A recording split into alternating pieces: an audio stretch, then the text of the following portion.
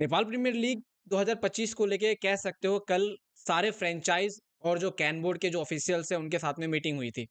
And आप कह सकते हो साल 2025 में एनपीएल आपको जो है ना एक अलग लेवल की एनपीएल देखने को मिलेगी।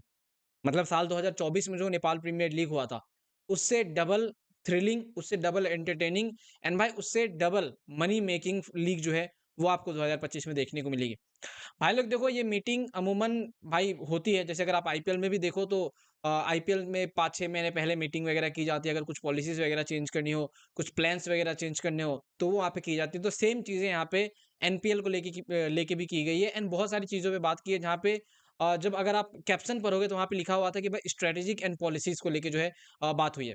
तो देखो सबसे पहले हम लोग क्या एक्सपेक्ट कर सकते हैं साल 2025 के एनपीएल से?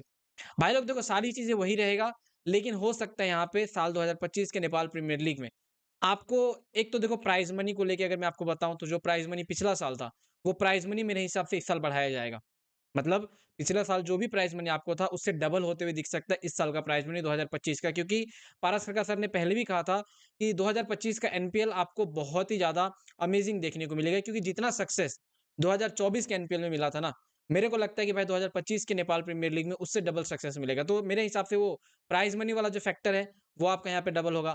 बाकी जो अलग-अलग फ्रैंचाइज़ के जितने भी ओनर थे, जितने भी स्टेक होल्डर थे, उन सब ने यहाँ पे मीटिंग की है। तो मेरे हिसाब से जो है ना इंडिविजुअली अपने-अपने फ्रैंचाइज़ में ही बहुत सारी चीज़ों में चेंजेस आपको देखने को मिलेगी।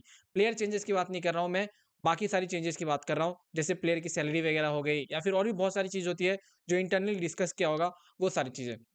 वहीं पे अगर आप मेरे से पूछो तो एनपीएल 2025 तो वैसे मिनी ऑक्शन होगा एंड इस साल के मिनी ऑक्शन में हो सकता है आपको कुछ नेपाल के जो डोमेस्टिक प्लेयर है जिनको पिछले साल चांस नहीं मिला था, उनको चांस मिलते हुए दिखे, क्योंकि पारस प्रकाश सर ने सिंपली कह दिया था भाई कि एक नेशनल टूर्नामेंट नेपाल में कराया जाएगा एनपीएल कह सकते हो मिनी ऑक्शन से पहले, समझ रहे हो?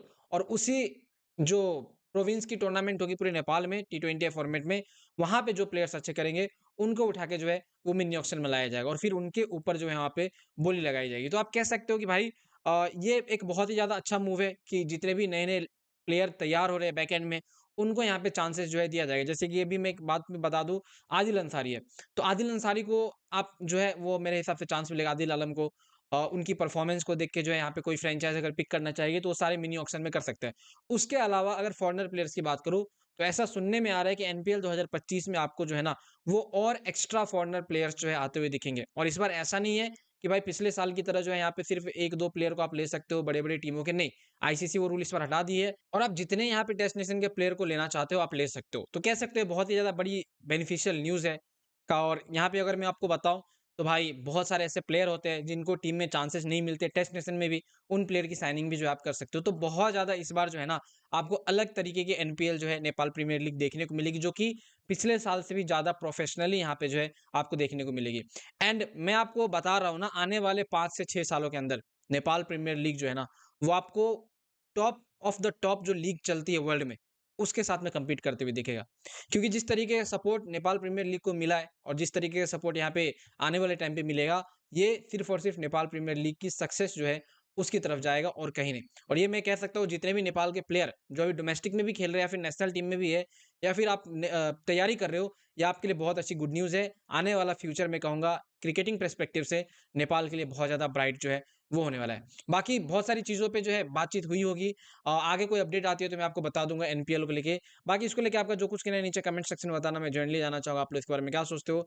देखो, एक चीज़ और यहाँ पे आपको जानने की बहुत ज़्यादा ज़रूरत मतलब है कि यार जितने भी ब्रॉडकास्टर, एडवर्टाइज़र्स और जितने भी भाई स्टेक होल्डर वगैरह पिछले साल थे, उससे इस बार आपको जो है डबल ही देखने को मिलेगा। क्योंकि पारस सरकार सर ने पिछले साल ही कहा था कि बहुत सारे इंडिया की फ्रैंचाइज़ भी जो है वो यहाँ पे मर्ज अप करना चाह रही थी एनपीएल के अंदर, लेकिन पिछले साल उनको जो है उतना मौका नहीं दिया गया। तो आप उससे समझ लो एनपीएल की हाइप जो है वो कितनी ज़्यादा है।